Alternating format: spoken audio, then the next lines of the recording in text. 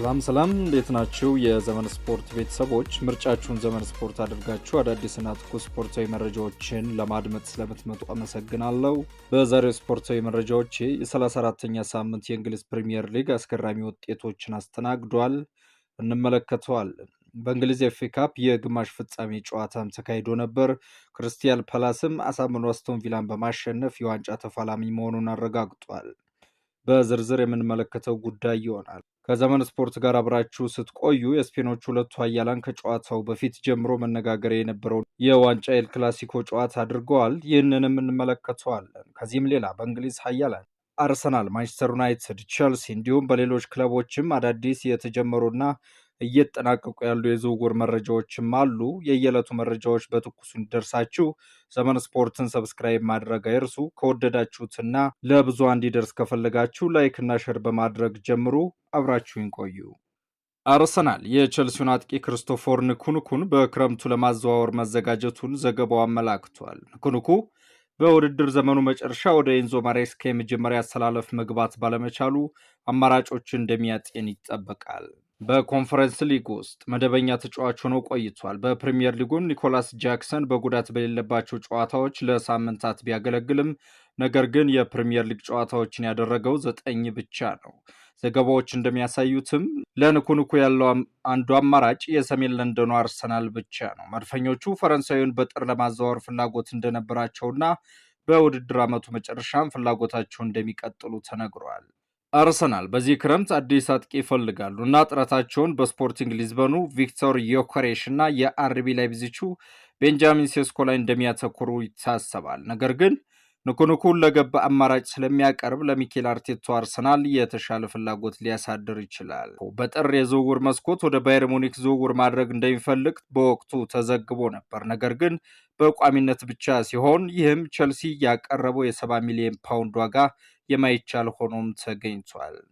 ክርስቲያን ፋልክ ንኩንኩ አሁንም ወደ ባየር ሙኒክ የመዘዋወር ተስፋ እንዳለው ገልጿል። ነገር ግን የቡንደስሊጋው መሪዎች በአሁኑ ጊዜ ከ100 ሚሊዮን ዩሮ በላይ ወጪ የሚጠይቀውን የባየር ሙኒሹን ተጫዋች ፍሎሪያን ዊርትዝ ለማስፈረም ጥረታቸውን እያተኮሩ በመሆናቸው የፋይናንስ ችግር አሳሳቢ ሆነዋል።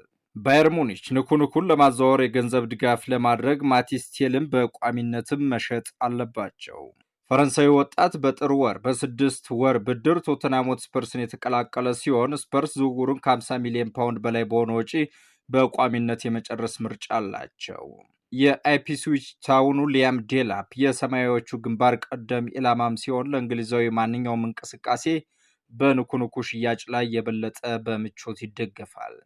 አርሰናል በክረምቱ አዲስ አጥቂ ለማግኘት ሲያደርገው የነበረው ጥረት ወደ 2 ታላላቅ አጥቂዎችም ተቀይሯል ተብሎ ይታመናል ሲል አንድ ዘገባ አመላክቷል። መድፈኞቹ ትልቅ ስም ያለውን አጥቂ ከሚያሳድዱ በርካታ ቡድኖች ውስጥ አንዱ ሲሆን ቼልሲ፣ ማንቸስተር ዩናይትድ እና ሊቨርፑልም የክረምቱ የዝውውር መስኮት ከተከፈተ በኋላ የአጥቂ ቦታቸውን የበለጠ ለማጠናከር እንደሚፈልጉ ይታወቃል።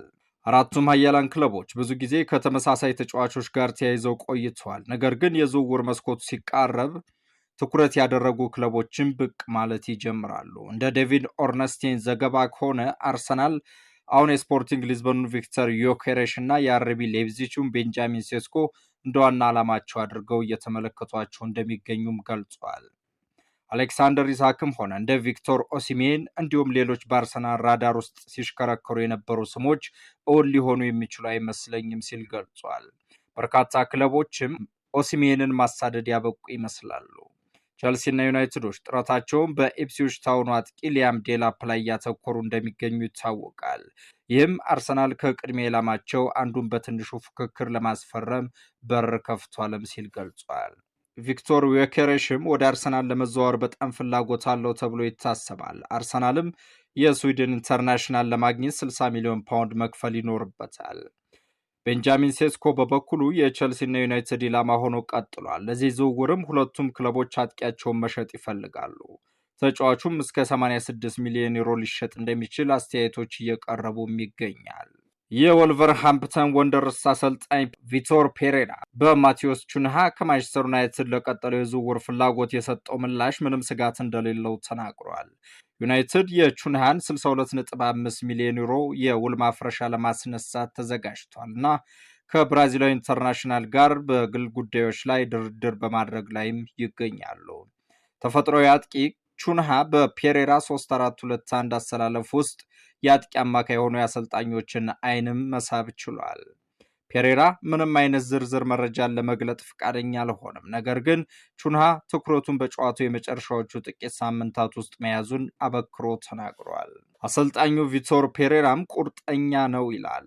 እሱ የኛ ተጫዋች ነውና እሱ እጅግ በጣም ቁርጠኛ ነው። ቡድኑን የመርዳት ስነ ልቦና አለው። በዜና ጊዜ ሁሉ ቹንሃ ይጠቀሳል። የተለመደ ነገር ነው። ይህ ግን ለእኔ አይደለም። ለዜናው ግድ የለኝም። ቹንሃ ጎን ለጎን ዩናይትዶች የኢፕስዊች ታውን አጥቂ ሊያም ዴላፕን ለማስፈረም ድርድርም እያደረጉ ይገኛሉ። የተጫዋቹ የውል ማፍረሻም 30 ሚሊዮን ዩሮ ይጠጋል። ቸልሲና ኒውካስል ዩናይትድን ጨምሮ የበርካታ ክለቦችን ፍላጎት ነው። በሌላ ዜና የናፖሊዮን አጥቂ ቪክቶር ኦሲሚሄንን ለማስፈረም ምንም አይነት እንቅስቃሴ እየተደረገ አይገኝም። ናይጄሪያዊ ኢንተርናሽናል ወደ ፕሪሚየር ሊግ ለመዛወር በሳምንት ከ300,000 ዩሮ በላይ ደሞዝ እየጠየቀ በመሆኑ ይህንን የገንዘብ መጠን በመፍራትም ይመስላል በዚህ ክረምት በዝውውሩ የመጠራት እድሉን በእጅጉ ገድቦበታል። በእንግሊዝ ኤፍኤ ካፕ ክሪስታል ፓላስ ከአስቶን ቪላ በሰልኸርስት ፓርክ ባደረጉት የግማሽ ፍጻሜ ጨዋታ ባለሜዳዎቹ ክሪስታል ፓላሶች በሚገርም የጨዋታ እንቅስቃሴ የዩናይ ኤምሪውን አስቶን ቪላ ማሸነፍ ችለዋል። በዚህ ጨዋታ የማሸነፊያውን ጎል ኤበረቼ ኤዜ ጨዋታው በተጀመረ በ31ኛው ደቂቃ የሚደንቅ ጎል ሲያስቆጥር በጨዋታው ድንቅ እንቅስቃሴ ማሳየት የቻለው ኢስማኤል አሳር አሲስትም አድርጎለታል። በሁለተኛው አጋማሽም ጨዋታው ሲቀጥል የመጀመሪያውን ጎል አሲስት ማድረግ የቻለው ኢስማኤል አሳር በሁለተኛው አጋማሽ በ58ኛው ደቂቃና በ90 ተጨማሪ አራተኛው ደቂቃ ሁለት ጎሎችን በማስቆጠር ክለቡን አሸናፊ ማድረግም ችሏል። በስብስቡ ከማንቸስተር ዩናይትድ በውሰት የወሰደውን እንግሊዛዊ ማርከስ ራሽፎርድ ይዞ መሄድ ያልቻለው አስቶን ቪላ ደካማ እንቅስቃሴ በማሳየት ሲሸነፍ የመጀመሪያው አልነበረም። በእንግሊዝ ፕሪሚየር ሊግ የ33ኛው ሳምንትም ጨዋታ ከማንቸስተር ሲቲ 2-1 በሆነ ውጤት መሸነፉ የሚታወስ ጉዳይ ነው። በአውሮፓ ሻምፒዮንስ ሊግም በሩብ ፍጻሜው ከፈረንሳዩ ኃያል ክለብ ፒኤስጂ ጋር በደርሶ መልስ ተሸንፎ ከውድድር መሰናበቱ አይዘነጋም። በእንግሊዝ ኤፍኤ ካፕም ዛሬ ከውድድሩ መሰናበቱን ተከትሎ በዚህ የውድድር ዘመን ለዋንጫ ከሚፋለምባቸው ሁሉም ውድድሮች ተሰናብቷል። በእንግሊዝ ፕሪሚየር ሊግም በደረጃ ሰንጠረዥ 57 ነጥብ በመያዝ 7ኛ ደረጃ ላይ መቀመጥ ሲችል በቀጣይ የውድድር ዓመት በአውሮፓ ሻምፒየንስ ሊግ ለመሳተፍ የሚያደርገው ትግልም አጣብቂኝ ውስጥ ገብቶበታል።